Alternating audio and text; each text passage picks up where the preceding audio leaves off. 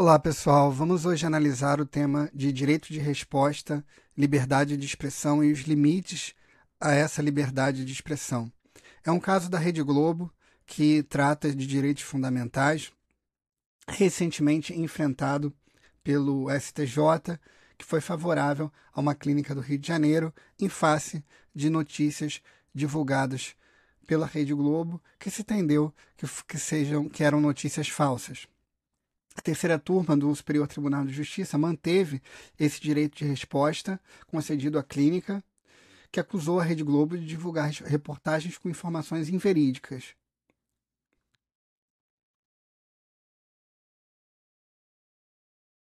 O caso é o seguinte: foi uma clínica do Rio de Janeiro que acusou a Rede Globo de divulgar duas reportagens contendo informações inverídicas a seu respeito. Em primeira instância, o juízo considerou improcedente o pedido de direito de resposta. Daí o Tribunal de Justiça do Rio de Janeiro reverteu a decisão e determinou a publicação da resposta. E no STJ, a emissora solicitou que a resposta fosse limitada a texto, a ser exibido ou lido durante a programação. E aí a gente vai ver que o STJ ele não acata essa limitação. E ele vai trabalhar o direito de resposta de uma forma ampla.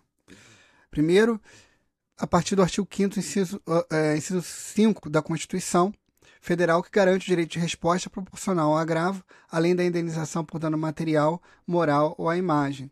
Nós temos também o Pacto de São José da Costa Rica, que é citado na decisão, tratado internacional ratificado pelo Brasil, que também prevê o direito de resposta ou retificação para toda pessoa atingida por informações inexatas ou ofensivas. E temos a Lei 13.188 de 2015, que estabelece uma legislação específica que regulamenta o direito de resposta ou retificação do ofendido em matéria divulgada, publicada ou transmitida por veículos de comunicação social. Os argumentos do relator, ministro Ricardo Vilas Boas Cueva, são bastante interessantes. Tem a frase dele: o direito de resposta corresponde à garantia de paridade de armas entre os cidadãos e os veículos de comunicação social. Entendeu-se que a liberdade de expressão ela não é absoluta, ela pode ser restringida em face de determinados direitos fundamentais e que não existe esse direito fundamental de exprimir notícias falsas. Então, os direitos constitucionais de liberdade de expressão e de imprensa não são absolutos. A liberdade informativa não pode ser pretexto para a disseminação de informações falsas. O direito de resposta não deve ser confundido com retratação do autor do conteúdo jornalístico. Ou seja, se a emissora se retratar, ainda assim subsiste o direito de resposta.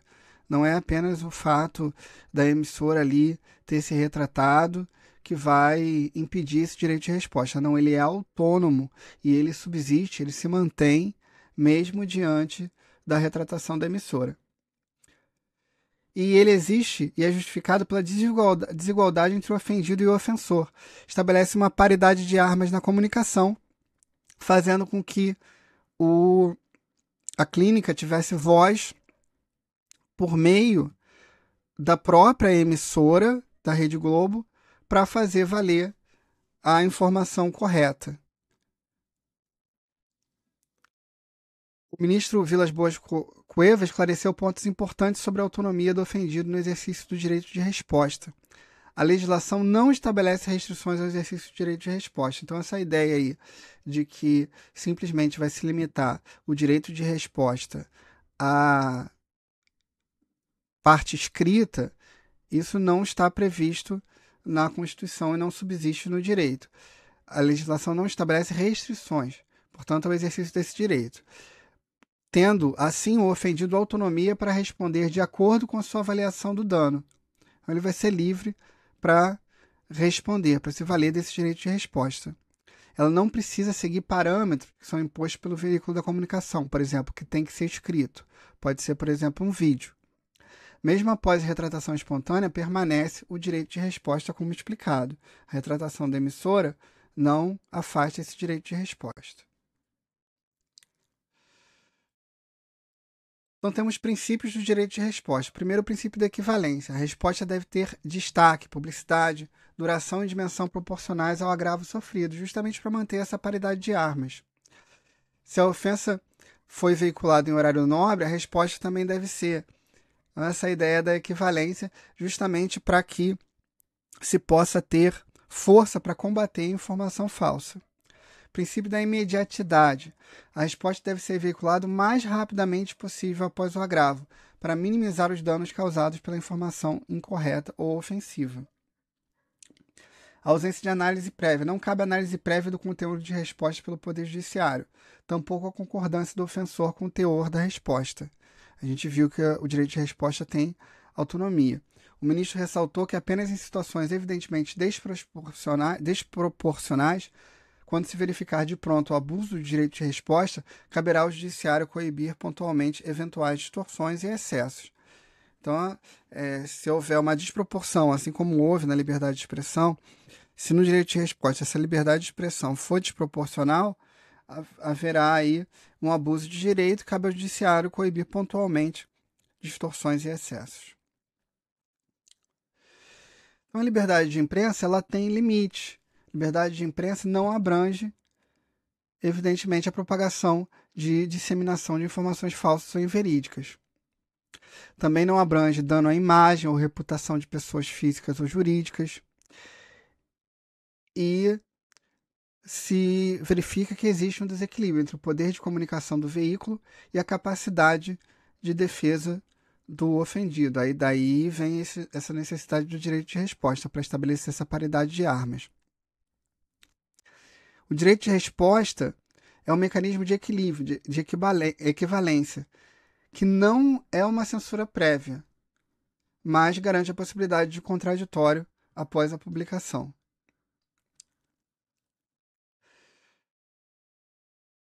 Para veículos de comunicação, as implicações práticas da decisão é que ele vai ter maior responsabilidade na apuração e divulgação de informações, necessidade de garantir espaço equivalente para respostas quando solicitadas, sem poder restringir seu formato, ou seja, não pode dizer vai ser uma resposta apenas escrita.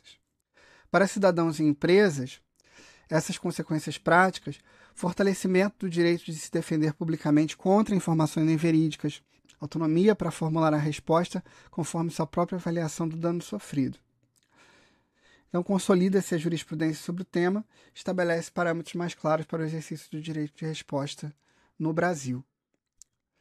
Pontos-chave da decisão, resumindo, portanto, o STJ manteve o direito de resposta concedido pelo TJRJ à Clínica do Rio de Janeiro. A decisão reafirma que o direito de resposta é uma garantia constitucional, o ofendido tem autonomia para formular sua resposta, a liberdade de imprensa não é absoluta quando há divulgação de informações falsas. Espero que você tenha gostado do vídeo de hoje. Um abraço e até a próxima.